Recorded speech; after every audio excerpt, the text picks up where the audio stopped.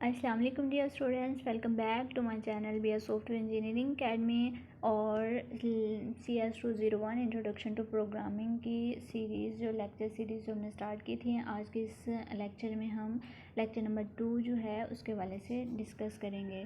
ठीक है, तो हम अपना टाइम वेस्ट किए बिना लेक्चर स्टार्ट करते हैं, लेकिन उससे पहले रिक्वेस्ट है कि काइंडली चैनल को सब्सक्राइब कीजिए और वीडियो को लाइक कीजिए। ठीक है, तो फर्स्टली हमारे पास हम इसकी समरी देख लेते हैं कि इसमें हमने क्या क्या जो है वो रीड आउट करना है। सिस्टम सॉफ्टवेयर कैटेगरीज़ हैं, और सॉफ्टवेयर कैटेगरीज़ कौन कौन सी हैं, सिस्टम सॉफ्टवेयर, एप्लीकेशन सॉफ्टवेयर, और फिर हम कुछ देखेंगे history of C language. C language है क्या, इसकी हिस्ट्री क्या है, development environment of C language का जो डेवलपमेंट इन्वायरमेंट था वो क्या था, किस हवाले क्या क्या प्रोसेस थे उसके, तो इन हवाले से हम डिस्कस करेंगे। फर्स्टली हमारे पास क्या है, सॉफ्टवेयर कैटेगरी। फर्स्टली हम देख लेते हैं कि सॉफ्टवेयर बेसिकली होता क्या है। कैटेगरीज तो हम कर लेंगे, बट सिस्टम सॉफ्टवेयर क्या होता है। सिस्टम सॉफ्टवेयर का प्राइमरीली इसका जो काम है वो है कंप्यूटर को कंट्रोल करना, इसके बेसिक्स जो कॉन्सेप्ट्स होते हैं उनको कंट्रोल करना, उस कंप्यूटर के जो हार्डवेयर के साथ इंटरेक्ट करना, हर एस्पेक्ट्स ऑफ ऑपरेशन है जो कंप्यूटर का उसको कंट्रोल करना। ठीक है, अब हम इसकी बात कर लेते हैं सॉफ्टवेयर कैटेगरीज। इसकी सब कैटेगरीज जो हैं, सिस्टम सॉफ्टवेयर है, एप्लीकेशन सॉफ्टवेयर है। आपकी जो बुक में जो बेसिक मोस्टली है वो एप्लीकेशन सॉफ्टवेयर है। एप्लीकेशन सॉफ्टवेयर ही जो है वो हम डिवेलप करेंगे। अब system software controls the computer, it communicate with computer hardware. ये मैं आप लोगों को ऑलरेडी बता चुकी हूँ, keyboard, mouse, modem, sounds and control different aspects of operations, इनको कंट्रोल करता है। ठीक है, ऑपरेटिंग सिस्टम इसकी जो कैटेगरीज हैं उसमें ऑपरेटिंग सिस्टम फर्स्टली आ जाता है। ऑपरेटिंग सिस्टम आपका बेसिक कंप्यूटर है, उसके हर काम कंप्यूटर के जो हर काम को कंट्रोल करता है, वो ऑपरेटिंग सिस्टम का काम है। ठीक है, बहुत ज़्यादा जो आप डिवाइसेस ऑपरेटिंग सिस्टम जो आप इस्तेमाल कर रहे हैं, इसके एग्जांपल हम ले लेते हैं, वो माइक्रोसॉफ्ट वर्ड, विंडोज़ हैं जो हम बहुत ज़्यादा यूज़ करते हैं, बहुत ही पॉपुलर है ऑपरेटिंग सिस्टम है। लेकिन ये हरगिज़ अकेला नहीं है, बहुत सी और ऑपरेटिंग सिस्टम्स हैं। फॉर एग्जांपल यूनिक्स है, यूनिक्स का नाम आपने सुना होगा, very popular, world wide web के बहुत सारे जो सॉफ्टवेयर्स हैं वो यूनिक्स का यूज़ करते हैं, जो हमारे वर्ल्ड वाइड वेब पे पड़े होते हैं। तो इसको ऑब्रिवेटिव ऑपरेटिंग सिस्टम को OS भी कहते हैं, आपने इसको माइंड में रखना है। और इसमें ऑपरेटिंग सिस्टम बेसिकली इसका काम जो है वो मैंने आपको बता दिया है।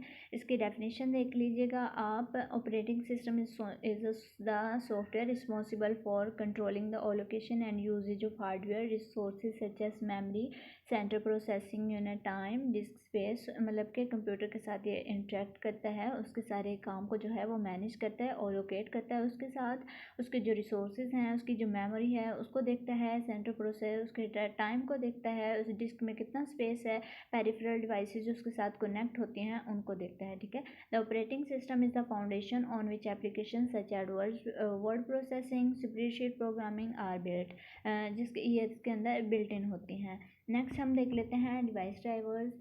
तो आपने कंप्यूटर के साथ देखा होगा कि एक डिवाइस ड्राइवर जो होते हैं जो कंप्यूटर के साथ कम्युनिकेट करने के लिए हम यूज़ कर रहे होते हैं। आप देखा होगा कंप्यूटर के साथ मॉनिटर होता है, कीबोर्ड होता है, माउस होता है, तकरीबन हर PC के साथ।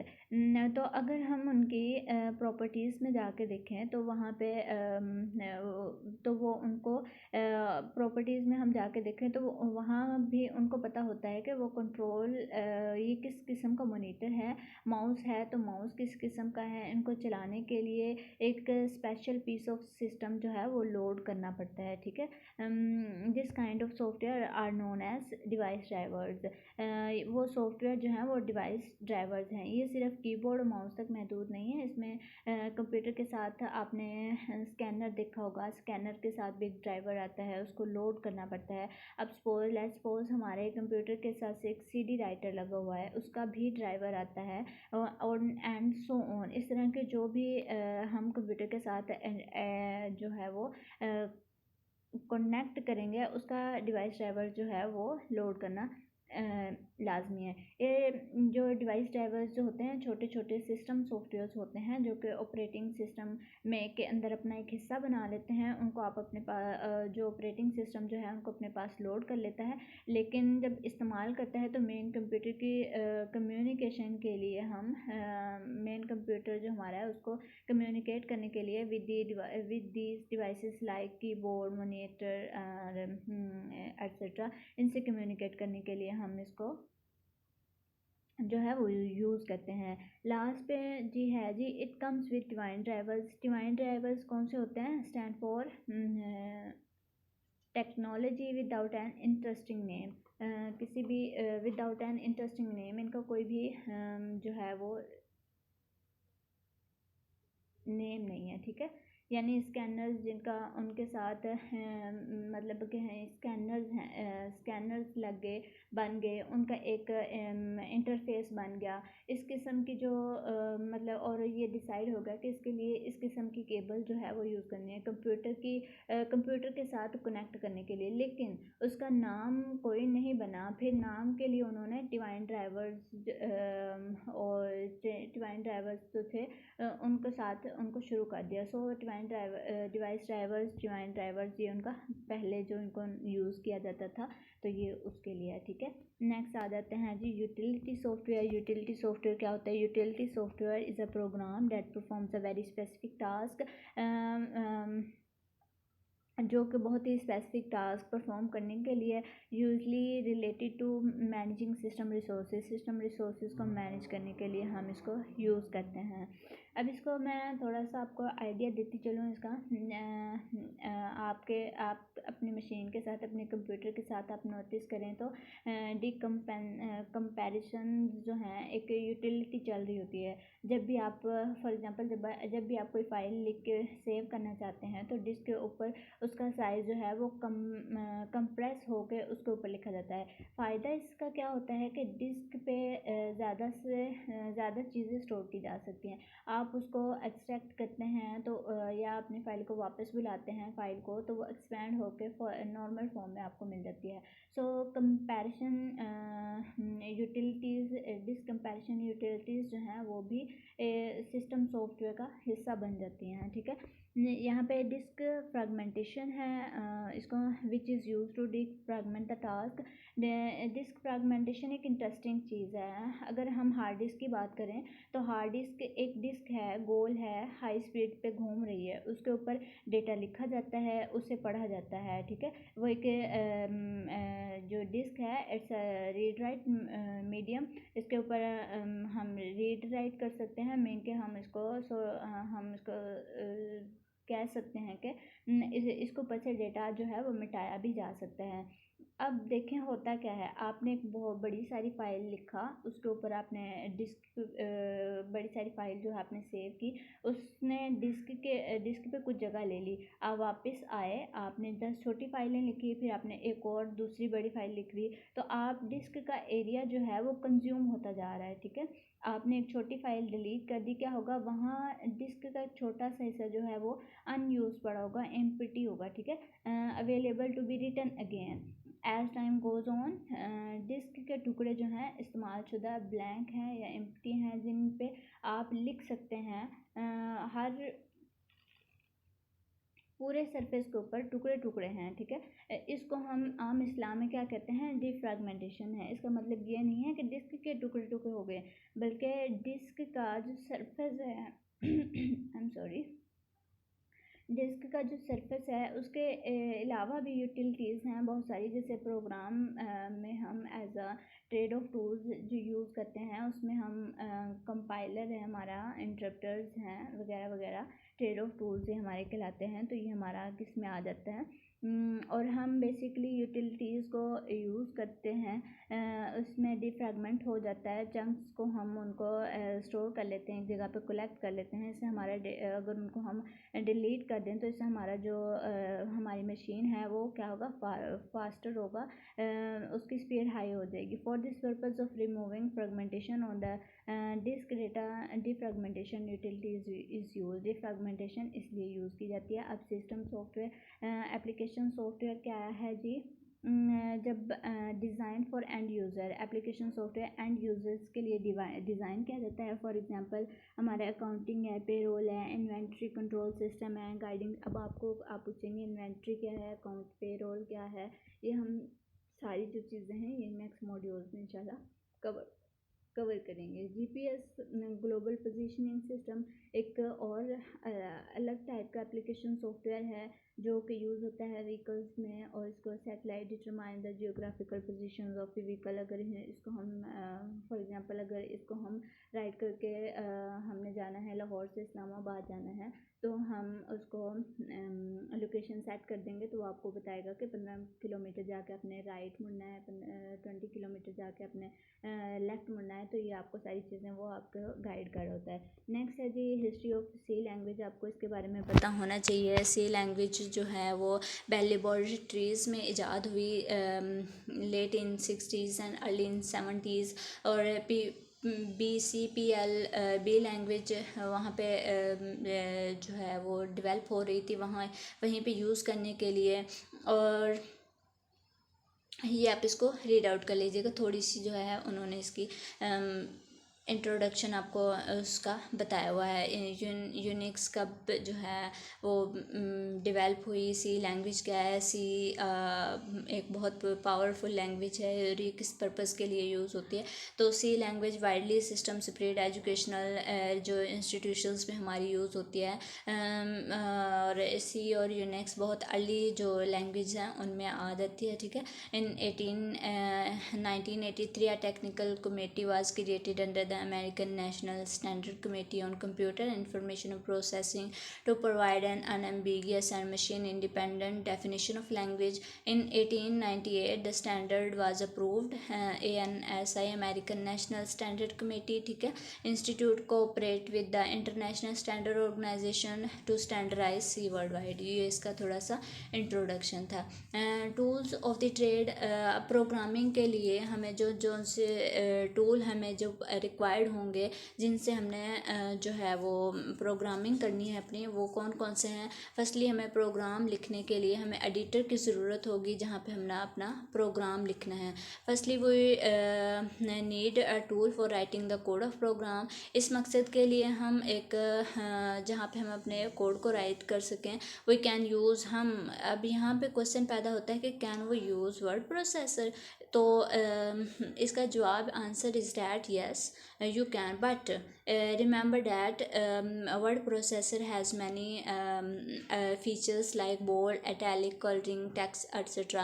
but जब हम फाइल को सेव करेंगे वर्ड प्रोसेसर की तो वो विद उन फीचर्स के साथ जो है वो सेव होगी। बट प्रोग्रामिंग के लिए हम इन सब चीज़ों की ज़रूरत नहीं होती, प्रोग्रामिंग इन चीज़ों को एक्सेप्ट नहीं करती। उसके लिए हमें सिंपल कोड की जो है वो सिर्फ ज़रूरत होती है, उसके लिए हम एक एडिटर का यूज़ करेंगे। तो एज अ प्रोग्रामर आपको एडिटर यूज़ करना पड़ेगा, ठीक है। कंपाइलर क्या होते हैं और इंटरप्रेटर क्या होते हैं, इनको हम देख लेते हैं। इंग्लिश वी नाउन है कंप्यूटर कैन स्टैंड, हम जानते हैं कंप्यूटर एक मशीन लैंग्वेज है और 0 और 1 की लैंग्वेज है उसको अंडरस्टैंड करती है। तो हमें क्या ज़रूरत होती है कि हम अपने कोड को मशीन लैंग्वेज में कन्वर्ट करें। तो इसके लिए हमारे पास जो है वो दो हमारे पास क्या हैं जी, which are known as interpreter और कंपाइलर्स। ये हमारे पास इसके जो हैं इसके कंपाइलर्स हैं जिनको हम यूज़ करेंगे। These translators translate are program in C language, हमारे जो है उसमें सी लैंग्वेज में कन्वर्ट करेंगे।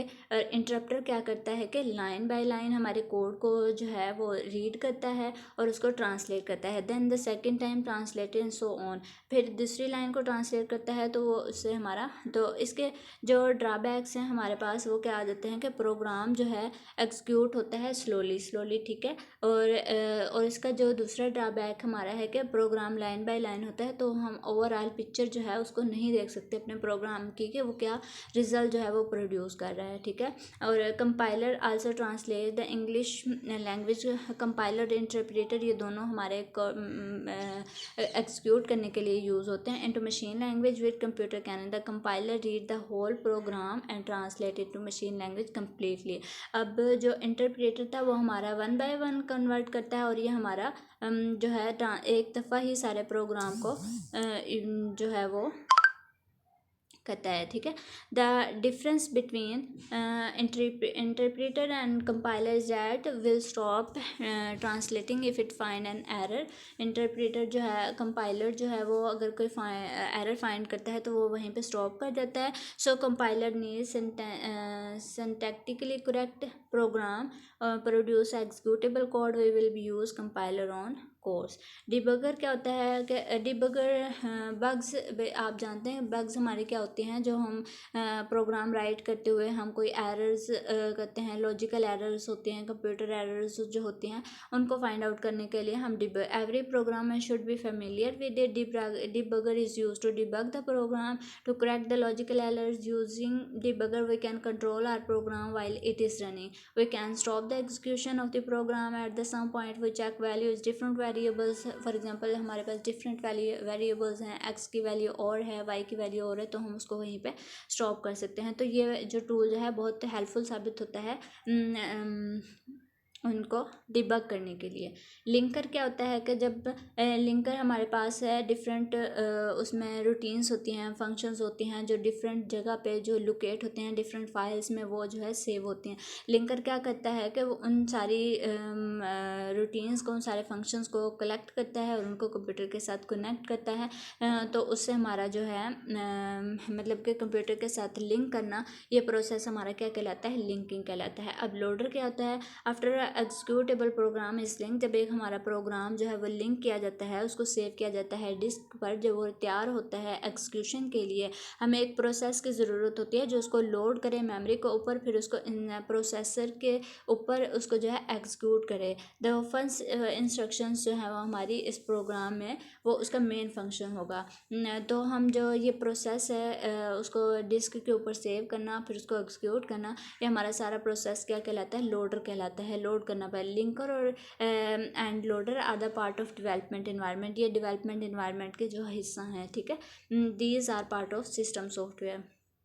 The following figure represent a graphical explanation of the steps involved in writing and execution। इसमें फर्स्टली हमारे पास क्या है कि हमारे पास एडिटर होता है, एडिटर के ऊपर हम कोड लिखते हैं, फिर उसको हम डिस्क में सेव कर देते हैं। फिर उसका प्री प्रोसेसर क्या होता है कि वो प्री प्रोसेस करता है उस कोड को, फिर उसको हम सेव करते हैं, वो डिस्क में चला जाता है। फिर वहाँ से उसको कंपाइल करते हैं, कंपाइल से फिर वो डिस्क में चला जाता है, डिस्क के ऊपर, डिस्क से होकर फिर वो लिंकर में आता है, लिंकर उसको कनेक्ट करता है, जो उसके लाइब्रेरीज़ के साथ उसको कनेक्ट करता है, फिर वो डिस्क में से आकर लोडर पे लोड हो जाता है, फिर डिस्क में आता है, फिर उसको loader puts program in memory, फिर प्रोग्राम जो है वो उसको मेमोरी में लोड करता है। देन वो सीपीयू के पास मेन मेमोरी में, CPU takes instructions and execute it, उसको इंस्ट्रक्शंस लेता है वो सारी, फिर उसको एग्जीक्यूट करता है। Possible storing new data values as the program execute, तो वो उसको फिर प्रोग्राम एग्जीक्यूट हो जाता है अगर उसमें कोई एडिट या बग हमारे पास ना हो। तो ये था आज का हमारा लेक्चर, और इंशाल्लाह नेक्स्ट लेक्चर वीडियो में हम लेक्चर नंबर 3 जो है वो डिस्कस करेंगे। होप्स हो कि आपके जो कॉन्सेप्ट्स हैं वो क्लियर हुए होंगे। अगर वीडियो अच्छी लगी हो तो काइंडली चैनल को सब्सक्राइब कीजिए, वीडियो को लाइक कीजिए और बेल आइकन पे क्लिक कीजिएगा, और मिलते हैं अपनी नेक्स्ट वीडियो में, ठीक है। Thank you so much for watching my video. अल्लाह हाफिज़।